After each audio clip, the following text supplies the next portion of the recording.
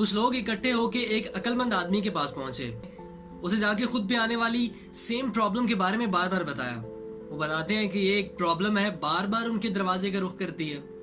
वो अक्लमंद आदमी उन सब लोगों की ये बातें, एक ही प्रॉब्लम बार बार सुन के पक चुका था। उस अक्लमंद आदमी ने उन सब लोगों को एक लतीफा सुनाया। सब लोग हंसने लगे। उस आदमी ने वही लतीफा दोबारा सुनाया। इस बार कम लोग हंसे। उस आदमी ने वही लतीफा तीसरी बार सुनाया तो इस बार इक्का दुक्का लोग हंसे। उस अक्लमंद आदमी ने वही लतीफा एक बार फिर सुनाया तो इस बार कोई भी आदमी ना हंसा। वो अक्लमंद आदमी मुस्कुराने लगा और कहता है कि जब तुम एक ही लतीफे पे बार बार हंस नहीं सकते तो एक ही प्रॉब्लम के बार बार आने पे रोते क्यों हो? लाइफ में कोई भी चीज हमेशा के लिए नहीं रहने वाली।